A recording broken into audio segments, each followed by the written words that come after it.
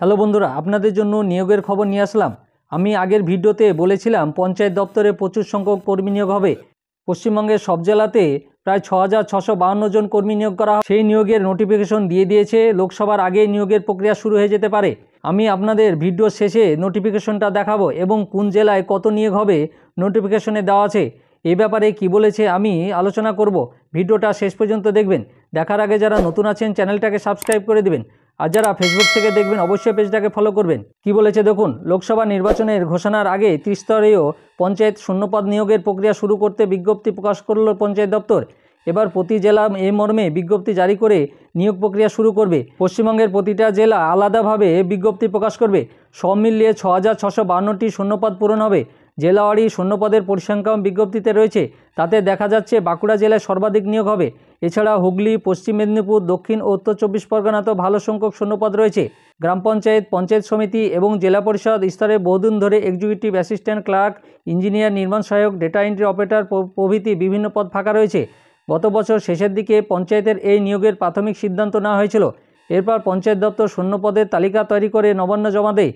মন্ত্রিসভার বৈঠকে সেটা সর্বসম্মতভাবে পাশও হয়। মার্চ মাসের দ্বিতীয় সপ্তাহে নির্বাচনের নির্ঘণ্ট ঘোষণা হতে পারে, কিন্তু রাজ্য চাইছে তার আগে পঞ্চায়েতের শূন্যপদ পূরণের প্রক্রিয়া শুরু হয়ে যাক। মানে লোকসভা ভোটের ঘোষণা হওয়ার আগে আপনার পঞ্চায়েতের নিয়োগের একটা প্রক্রিয়া শুরু করতে চাইছে। তাই প্রত্যেক জেলার সিলেকশন কমিটিকে এ বিষয়ে তৎপরতার সঙ্গে কাজ শুরু করতে বলা হয়েছে। নিয়োগের ক্ষেত্রে যেসব নিয়ম এবং আইন রয়েছে তা যথাযথভাবে অনুসরণ করার জন্য সতর্ক করে দিয়েছে দপ্তর। এছাড়াও রোস্টার পদ্ধতিতে শূন্যপদের তালিকা প্রকাশ করার ব্যাপারে যথাযথ পদক্ষেপ করতে হবে জেলাগুলিকে। নবান্ন সূত্রে খবর, এই নিয়োগের ফলে রাজ্য কোষাগার থেকে বার্ষিক আরও 177 কোটি টাকা খরচ হবে। এবার আপনাদের নোটিফিকেশনটা দেখাচ্ছি দেখুন।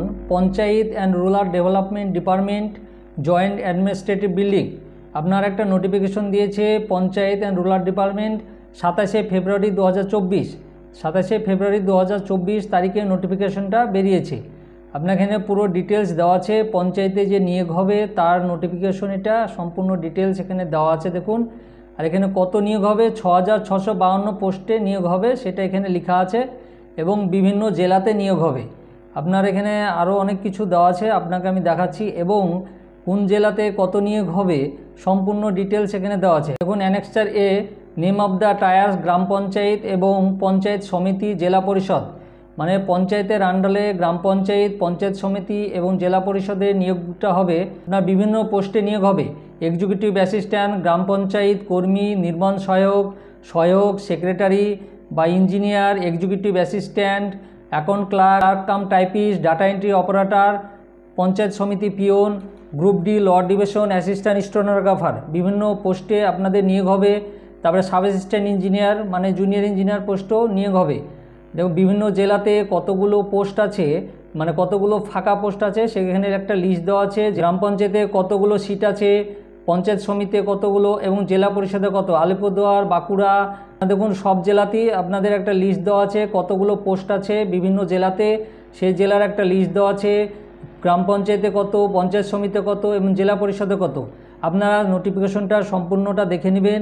বিভিন্ন রকম পোস্টে নিয়োগ হবে, আপনারা ওয়েবসাইটে গিয়ে দেখে নেবেন। ওয়েবসাইটটা হচ্ছে prd.wb.gov.in। ওয়েবসাইটে গিয়ে আপনারা পুরো নোটিফিকেশনটা দেখে নেবেন, এবং পুরো জেলার এখানে পশ্চিমবঙ্গের সব জেলার এখানে লিস্ট দেওয়া আছে।